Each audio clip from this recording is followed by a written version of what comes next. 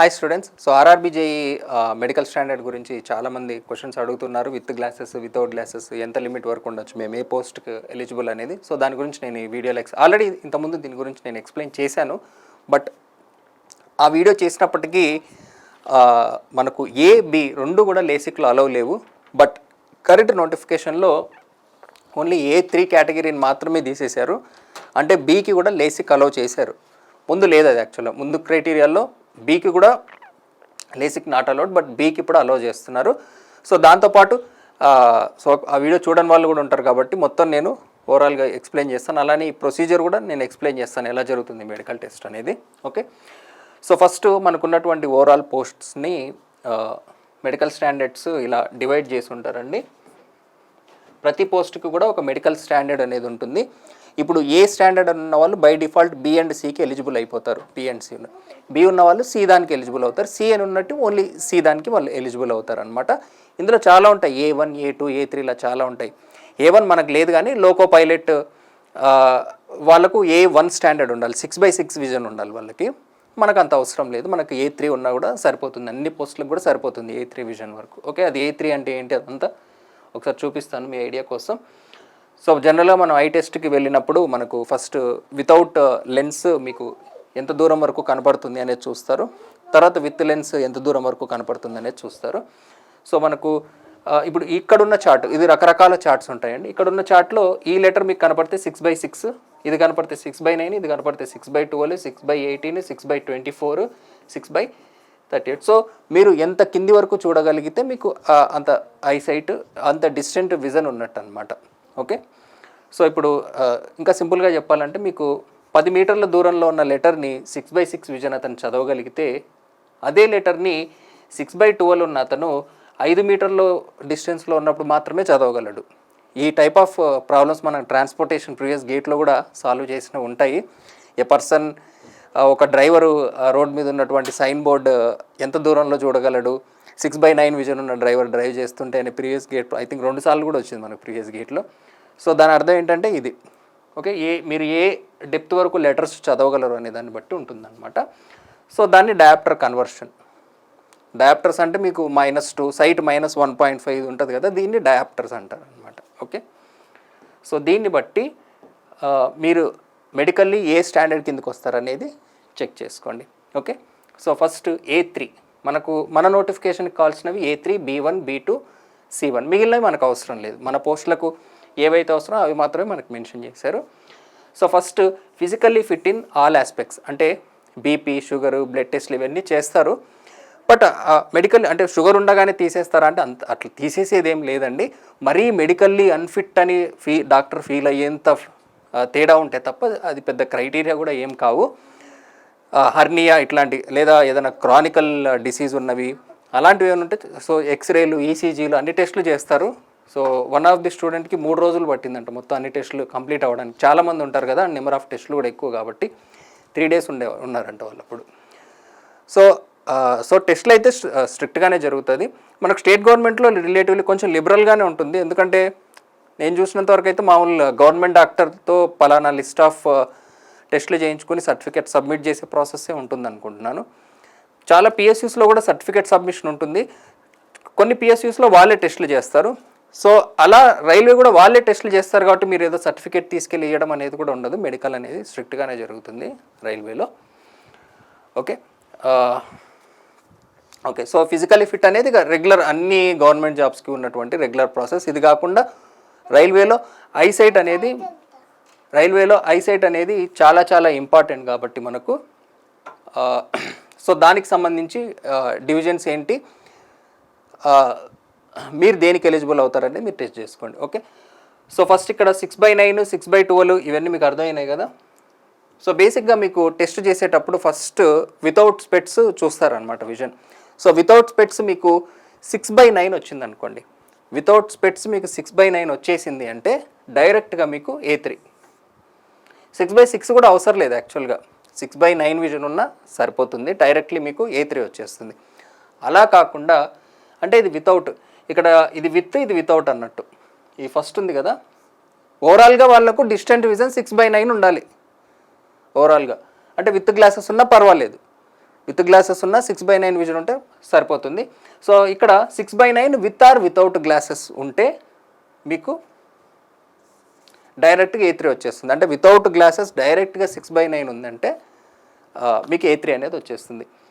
So అలా కాదు, మాకు విత్ గ్లాసెస్ 6/9 ఉంది, విత్ గ్లాసెస్ 6/9 ఉంటే అప్పుడు డయాప్టర్స్ చెక్ చేయాలి. ఆ లెన్స్ యొక్క డయాప్టర్స్ చెక్ చేస్తారనమాట. ఆ డయాప్టర్స్ అనేది power of the lenses should not exceed 2D. So మీకు 6/9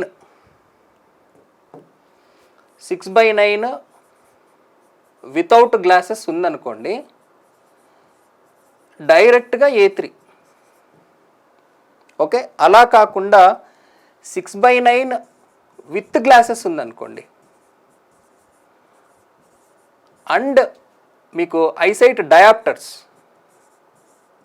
అంటే మీకు సైట్ -2 -2 ఇట్లా ఉంటుంది కదా, ఇది less than or equal to 2 dioptres ఉందనుకోండి, అప్పుడు కూడా A3నే వస్తుంది మీకు.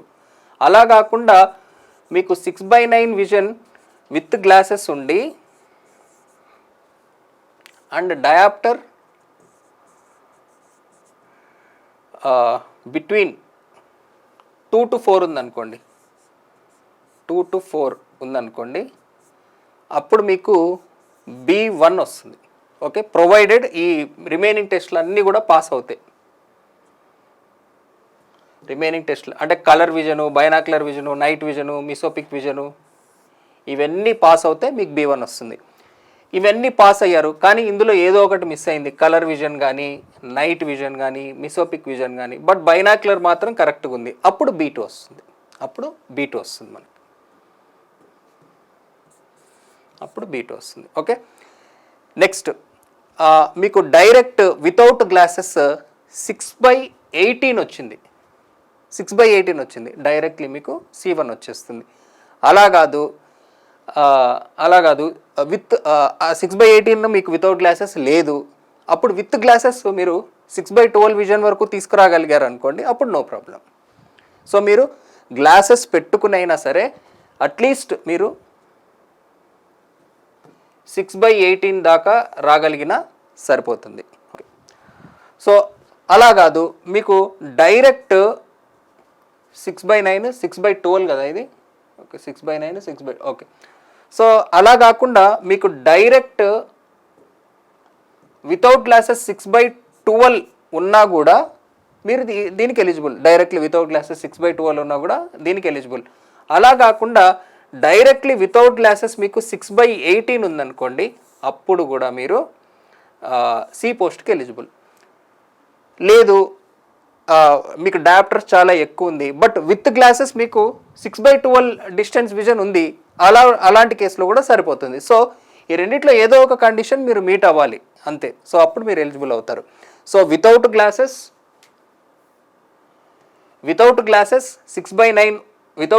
6/9 ఉన్నా సరిపోతుంది, విత్ ఆర్ వితౌట్ కదా. సో వితౌట్ గ్లాసెస్ 6/12 ఉంటే సరిపోతుంది, వితౌట్ గ్లాసెస్ 6/12 ఉంటే సరిపోతుంది, వితౌట్ గ్లాసెస్ 6/18 ఉంటే సరిపోతుంది వీటికి విజను. లేదు వితౌట్ లేదు, మాకు విత్ గ్లాసెస్సే ఉంది అనుకుంటే విత్ గ్లాసెస్ 6/9 ఉన్నా సరిపోతుంది దీనికి, విత్ గ్లాసెస్ 6/9 ఉన్నా దీనికి సరిపోతుంది. బట్ ఈ రెండింటికి తేడా ఏంటంటే ఓన్లీ డయాప్టర్స్ అంతే. విత్ గ్లాసెస్ 2D కంటే తక్కువ ఉంటే సరిపోతుంది, విత్ గ్లాసెస్ 4D కంటే తక్కువ ఉంటే దీనికి సరిపోతుంది.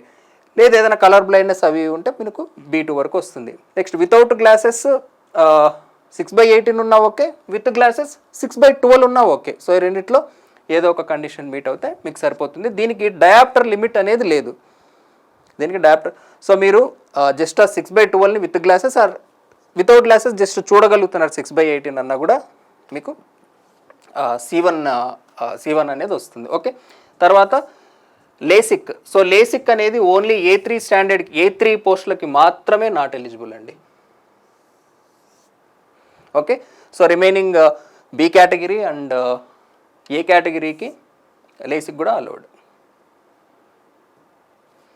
సో ఇక్కడ A3 C1 B1 B2 పోస్టులు రకరకాల పోస్టులు ఉన్నాయి కదా. సో ఫీల్డ్ జాబ్స్కి లేసిక్ నాట్ అలౌడ్. దానికి కారణం ఏంటంటే ఓవర్ ద పీరియడ్ మనకు లేసిక్ చేసిన కంటికి మళ్ళీ ఐసైట్ అనేది తిరిగి వస్తుంది.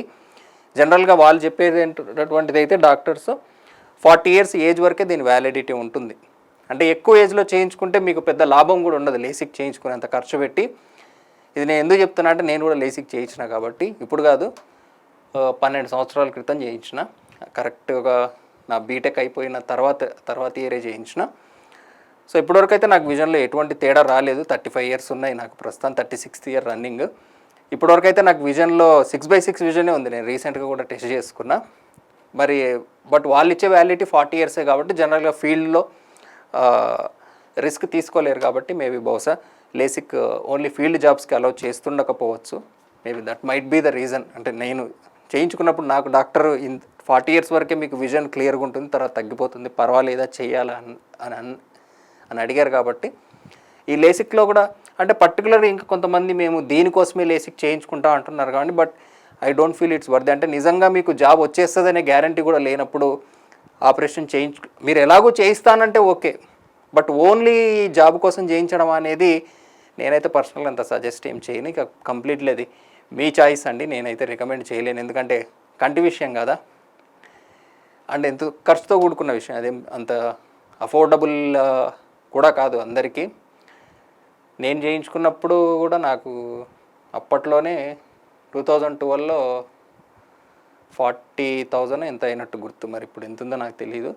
వీటిలో కూడా రకరకాలు ఉంటాయి. మళ్ళీ మీకు ఐ థిక్గా ఉంటే ఈజీగా అయిపోతుంది సర్జరీ, తక్కువలోనే అయిపోతుంది. నాకు ఐ థిక్గా ఉన్నింది. సో ఐకి సఫిషియెంట్ థిక్నెస్ లేకపోయినా ఏమైనా పోర్స్ ఉన్నా కూడా మళ్ళీ కొంచెం కాంప్లికేటెడ్ ప్రొసీజర్ ఉంటుంది. ఒక లెన్స్ తీసి మన కంటి వెనకాల ఇన్సర్ట్ చేయడం, ఇది ఏదో కాంప్లెక్స్ ప్రొసీజర్ ఉంటుంది.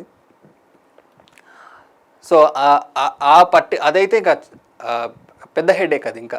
సో అది మీరే ఆలోచించుకోండి. దానికి సంబంధించి చాలా స్టూడెంట్స్ అడిగారు ఇదేమైనా చేయించుకోవాలా సార్ జాబ్ కోసం అని. నేనైతే పర్సనల్గా అంత రికమెండ్ చేయనండి. ఇదే మీకు గ్యారంటీగా వచ్చేసే జాబ్ కూడా కాదు, వస్తుందో రాదో తెలియదు. దానికోసం కేవలం దానికోసం అంటే మాత్రం నా ఒపీనియన్ అయితే నేనైతే రికమెండ్ చేయను. మీరు ఎలాగో చేయించుకోవాలని ఫిక్స్ అయ్యి ఓకే టైం వచ్చింది అనుకుంటే ఓకే ఆలోచించుకోవచ్చు. మీరు కేవలం దీనికోసమే అంటే మాత్రం నేనైతే పర్సనల్గా అంత సజెస్ట్ అయితే చెయ్యను. ఓకే, ఇది కాదు ఇంకోటి ప్రిపేర్గా వచ్చే ఉంది లేదు, మన సీకు ఉన్నా కూడా సరిపోతుంది మనకి. ఓకే, ఈవెన్ మీకు సైట్ మరీ ఎక్కువ ఉన్నా కూడా 6/6కి రాదండి ఆపరేషన్ చేసిన తర్వాత. నాకు 1.25 ఎంతో ఉండింది కాబట్టి నాకు 6/6కి తెచ్చేశారు. బట్ అందరికీ కూడా 6/6కి రాదు అది. మీరు ఆపరేషన్ చేయించుకున్న తర్వాత ఎక్కువ సైట్ ఉన్న వాళ్ళు మళ్ళీ 6/9కి రాలేదనుకోండి, ఆపరేషన్ చేసి డబ్బులు వేస్ట్ మళ్ళీ అనవసరంగా. సో అవి కూడా తెలుసుకోండి. ఒకవేళ మీరు చేయించుకోవాలి అనుకుంటే అది కంప్లీట్లీ మీ చాయిస్ మాత్రమే. ఓకేనా? సో ఇదండి. సో అర్థమైంది అనుకుంటున్నాను. సో వితౌట్ 6/9 ఉంటే డైరెక్ట్గా మీరు ఇంట్లోకి వెళ్ళిపోతారు. ఒకవేళ విత్ స్పెట్స్ ఉంటే అప్ టు 2 డయాప్టర్స్ ఉన్నా కూడా A3కే వెళ్తారు. 2 డయాప్టర్స్ కాకుండా అప్ టు 4 డయాప్టర్స్ వరకు కూడా ఉంటే అప్పుడు B1కి వెళ్తారు. 6/9 లేదు, 6/12 ఉంది with specs and without dioptre limit ఏమీ లేదు అన్నప్పుడు కూడా C1 వెళ్తారు. బట్ మేము స్పెట్స్ యూజ్ చేసినా కూడా మాకు 6/12 విజన్ అనేది రాలేదు అంటే ఇంకా అది రిస్క్ అనే చెప్పాలి. సో ఇది కాకుండా మీరు ఈ నియర్ విజన్, కలర్ బ్లైండ్నెస్ ఇవన్నీ కూడా టెస్ట్ చేయించుకోండి. కొంతమందికి కలర్ బ్లైండ్నెస్ కొద్దిగా ఉంటుంది కానీ వాళ్ళకి తెలియదు. అలాంటి వాళ్ళు కూడా ఉన్నారు కొంతమంది. నిజంగా నా కలర్ బ్లైండ్నెస్ ఉందా అని ఆ పర్టికులర్ జాబ్ ఐ టెస్ట్కి వెళ్ళిన రోజు తెలుస్తుంది వాళ్ళకి, ఇది నా కలర్ బ్లైండ్నెస్ ఉందా అని. అంటే కొద్దిగా ఉంటుంది, మరీ ఎక్కువగా కాకుండా. సో టెస్ట్ చేయించుకుంటే బెటర్ మీరు అందరూ కూడా.